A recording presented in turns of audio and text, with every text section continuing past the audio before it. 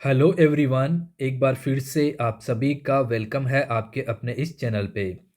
तो आज की इस वीडियो में हम लोग बात करने वाले हैं यूनिवर्सिटी ऑफ दिल्ली में जो पीजी के एडमिशन होने हैं इस साल, यानी कि 2024 में। अब अगर आपको यूनिवर्सिटी ऑफ दिल्ली में एडमिशन लेना है तो उसका क्या प्रोसेस है, क्या उनका क्राइटेरिया है, ठीक है, किस कोर्स के लिए क्या एलिजिबिलिटी क्राइटेरिया इनका दिया गया है, उस पर हम लोग डिस्कस करेंगे।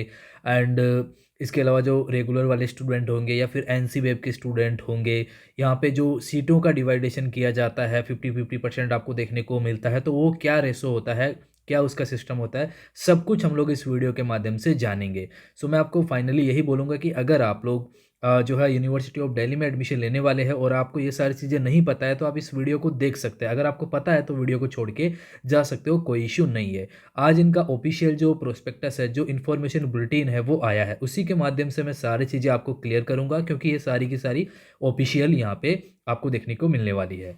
अब हम लोग अपनी वीडियो को स्टार्ट करते हैं। अगर आप लोग हमारे चैनल पर नए हैं तो चैनल को सब्सक्राइब कर सकते हैं और इस वीडियो को भी लाइक कर सकते हैं। आगे जो भी इन्फॉर्मेशन होगा आपको इस चैनल के माध्यम से मिलता रहेगा। ये इन्फॉर्मेशन बुलेटिन, ये जो प्रोस्पेक्टस है, आपको हमारे टेलीग्राम चैनल पे मिल जाएगा, जिसका लिंक इस डिस्क्रिप्शन बॉक्स में आपको दिया गया है। अब देखिए, इसमें काफ़ी सारी चीज़ें दी गई है, लाइक आपका जो भी कोर्स है उस कोर्स के हिसाब से यहाँ पे एलिजिबिलिटी क्राइटेरिया दिया गया है। अब मैं आपको ये चीज़ इसलिए बोल रहा हूँ क्योंकि आप जब एनटीए की वेबसाइट पे देखेंगे और यहाँ पर देखेंगे तो जो यहाँ पर चीज़ लिखी हुई है वो आपकी ऑथेंटिक है, यानी कि ऑफिशियल है। आप इसके अकॉर्डिंग जो है फॉलो कर सकते हैं। जैसे कि कोर्स का जो क्राइटेरिया है ना, मैं उसकी बेसिकली बात कर रहा हूँ। तो अभी आपको देखो CUET पीजी का ही फॉर्म फिल करना है और उसी का आपको एंट्रेंस देना है, उसी के थ्रू आपको एडमिशन मिलेंगे।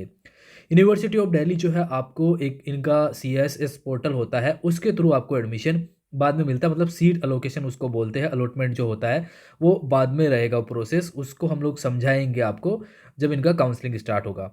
इसमें CUET में रेगुलर वाले स्टूडेंट भी पार्टिसिपेट, मतलब उनका भी एडमिशन इसी के थ्रू होगा। इसके अलावा जो NC वेब वाले स्टूडेंट हैं उनको भी CUET का पीजी का एंट्रेंस देना है। NC वेब में वो गर्ल्स आती है जो कि NCT एरियाज में आती है, मतलब दिल्ली की है, नेशनल कैपिटल में आती है, तो उनको जो है यहाँ पे एडमिशन मिलता है केवल गर्ल्स को एनसी बेब में। ये आपको क्लियर होना चाहिए, ठीक है। नॉन कोलेजिटिव वुमेन एजुकेशन बोर्ड इसका फुल फॉर्म है। तो ये जो है उन्हीं को, आई मीन उन्हीं गर्ल्स को मिलता है जो दिल्ली की होती है, ओके, अदर को नहीं मिलता है। तो ये आपको समझ में आया। इधर आपको CUET का ही जो है वो एग्ज़ाम देना है, तो ये CUET वाला जो फॉर्म है वो आपको फिलअप करना है। अब हम लोग कुछ इंपॉर्टेंट पॉइंट पे बात करते हैं जो कि इन्होंने यहाँ पे क्लियरली हाईलाइट करके दिए हैं। तो आप इनको यहाँ पर ये समझना है आपको, ठीक है। ये मैंने बता ही दिया आपको कि NCBF का भी इसी में है, जो रेगुलर स्टूडेंट है उनका भी इसी में है। एसओएल का थोड़ा अलग आपको देखने को मिलता है। यहाँ पे क्लियरली दिया हुआ है कि आप CUET पीजी का एंट्रेंस देने से पहले इनका जो इन्फॉर्मेशन बुलेटिन है वो आपको देख लेना है, और वही मैं आपको बता रहा हूँ। आपको वही सारी चीज़ें मैं समझा रहा हूँ केयरफुली। यही लिखा हुआ है कि इसको अच्छे से रीड कर लेना है। मिनिमम जो क्राइटेरिया है वो आपको यहाँ से देख लेना है, वो अभी हम लोग डिस्कस कर लेंगे, क्योंकि जो भी चीज़ें हैं एक्चुअली यहाँ पे क्लियरली दी हुई है। यहाँ पे जो एडमिशन होंगे केवल और केवल किससे होंगे, आपके स्कोर कार्ड के अकॉर्डिंग होंगे। जो CUET का आपका स्कोर कार्ड आएगा, जितने आप मार्क्स ऑब्टेन करेंगे उसके बेस पे ही आपका एडमिशन होगा।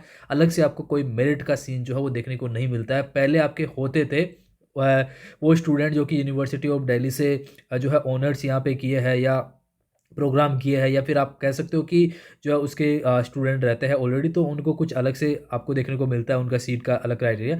बट अभी जो है आपको एंट्रेंस तो सबको ही देना पड़ेगा, बट अभी भी इन्होंने सीटों का डिवाइडेशन किया हुआ है, वो मैं अभी समझाऊंगा आपको। अगर आप मेरी बातों को अच्छे से सुन रहे समझ रहे हैं तो आपको क्लियर होता चला जाएगा, ठीक है। So sorry.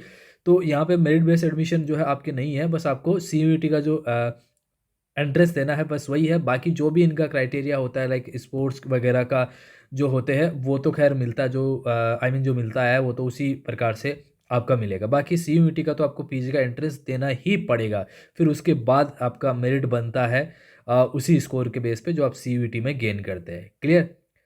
तो यही सारी चीज़ें। बाकी SC ST के लिए रिजर्वेशन वही है जो लास्ट ईयर था, मतलब जो रहता है नॉर्मली सभी स्टूडेंट यूनिवर्सिटीज़ में, सेम ही आपको देखने को मिलता है। अब यहाँ पर एक पॉइंट मैं और क्लियर कर देता हूँ ये, ठीक है। जो गेप ईयर वाले स्टूडेंट है उनके लिए कोई दिक्कत नहीं है यहाँ पे। अगर आपका गेप ईयर है तो आपको कोई प्रॉब्लम नहीं होगी। अभी आप CUET पीजी का फॉर्म भरिए, वो एडमिशन की तरफ टाइम आपको देखा जाएगा, बट आपको यहाँ लिखा हुआ है कोई प्रॉब्लम आपको नहीं होगी, कोई इशू नहीं है। और ये बन भी जाता है, देखो इजीली बन जाता है गेप ईयर सर्टिफिकेट। आप बनवा सकते हो। मैं आपको जब काउंसलिंग वगैरह होगी तो और समझा दूंगा इन चीज़ों पे, कोई दिक्कत नहीं है, ठीक है। अब देखिए यहाँ पर ये सारा आपको क्लियर हो गया, जो इंपॉर्टेंट पॉइंट थे। ये इनका ऑफिशियल वेबसाइट है जिस पे आपको चेक कर लेना है जो भी इन्फॉर्मेशन होगी, बाकी हम लोग आपको वीडियोस के माध्यम से क्लियर करेंगे ही करेंगे, क्लियर। सो इन सभी पॉइंट में जितने इंपॉर्टेंट पॉइंट थे वो मैंने हाईलाइट यहाँ पर कर दिए हैं। फिर भी अगर आपको इन पॉइंट में से कुछ नहीं समझ आता है, कुछ मैंने मिस कर दिया हो, तो आप कमेंट बॉक्स में कमेंट करके पूछ सकते हो, मैं क्लियर कर दूंगा, ओके, होपफुली। सो अब यहाँ पे मिनिमम जो क्राइटेरिया है वो आपका दिया हुआ है, ओके। तो वो हम लोग यहाँ पर देखेंगे। ये तो खैर रहता ही है, जो यहाँ पर है कैंडिडेट जो कि बिलोंग करते हैं जनरल से, ओबीसी, एनसीएल से, ईडब्ल्यूएस कैटेगरी से, ठीक है।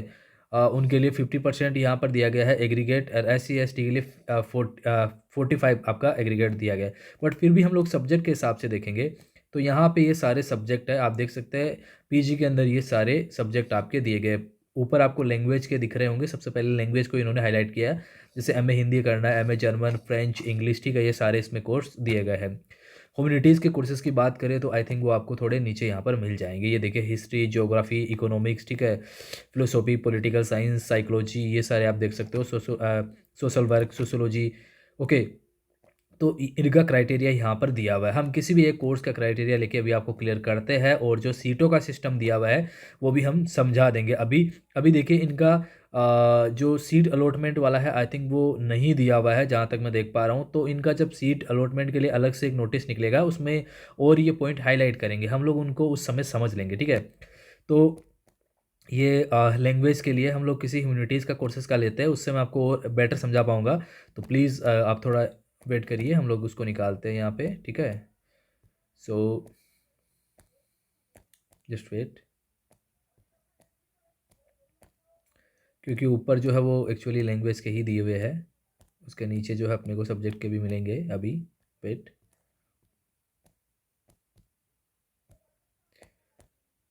सो यहाँ से इकोनॉमिक्स का आ गया है, ज्योग्राफी का आ गया है, हिस्ट्री का आ गया है, ठीक है। हिस्ट्री से आप लोग समझ लीजिएगा।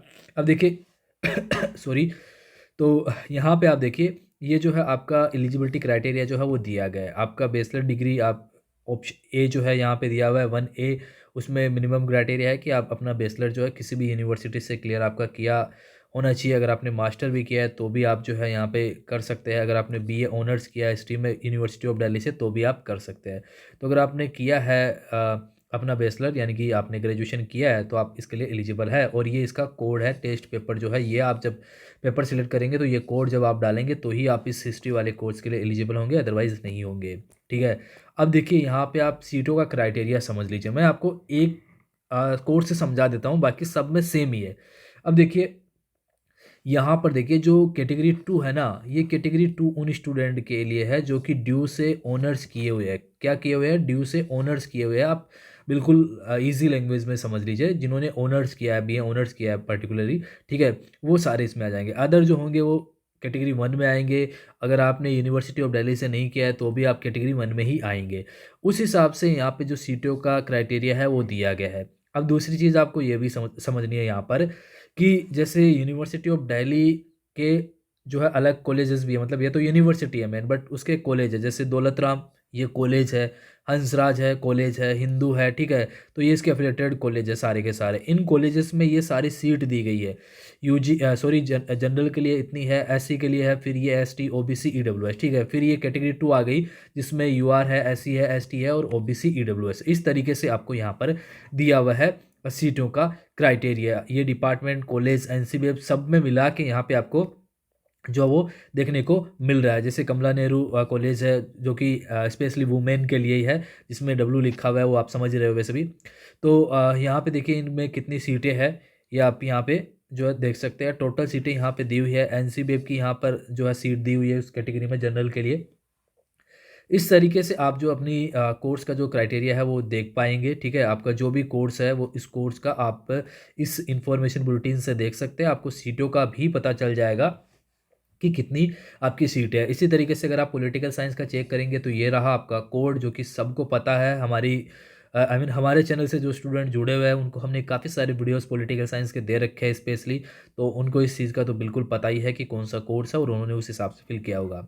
तो सेम क्राइटेरिया यहाँ पर अपने को देखने को मिल रहा है। बाकी कैटेगरी का मैंने आपको समझा दिया, आप यहाँ से देख सकते हैं। इधर आपको कॉलेजेस वगैरह दिख रहा है, इधर आपको सीट दिख रहा है, ऊपर कैटेगरी आपकी लिखी हुई है यहाँ पर, ठीक है। ये कैटेगरी 1 और कैटेगरी 2 का जो नॉर्मल ईजी लैंग्वेज में था वो भी मैंने आपको समझा दिया, तो वो कोई दिक्कत नहीं है। आप अच्छे से प्रिपेयर करिए तो ही आपका जो सिलेक्शन है डियर वो होने वाला है, ठीक है। और बाकी कट ऑफ वगैरह सब कुछ आएगी, बट अपना स्कोर अगर अच्छा होगा तो फिर कितनी ही कट ऑफ क्यों ना जाए, आप क्लियर जो उसको कर पाएंगे। तो यही कुछ इंपॉर्टेंट बातें थी इस प्रोस्पेक्टस में जो कि यूनिवर्सिटी ऑफ दिल्ली ने रिलीज़ किया है। होपफुली जो इंपॉर्टेंट चीज़ें थी वो मैंने हाईलाइट कर दी। फिर भी अगर आपको लग रहा है कि सर आपने ये छोड़ दिया या इंपॉर्टेंट था ऐसा कुछ, तो आप मुझे कमेंट बॉक्स में कमेंट करके बता सकते हैं। बाकी नंबर आप लोगों के पास है ही, आप व्हाट्सएप के थ्रू भी पूछ सकते हैं, कोई दिक्कत नहीं है, ठीक है। सो इस वीडियो में गाइस हम लोग इतना ही बात करेंगे। वीडियो देखने के लिए आप सभी का थैंक यू सो मच। कोई भी क्वेश्चन हो प्लीज़ कमेंट बॉक्स में कमेंट कर दीजिएगा, मुझे सीधे भी व्हाट्सएप पे पूछ सकते हैं। Thank you again.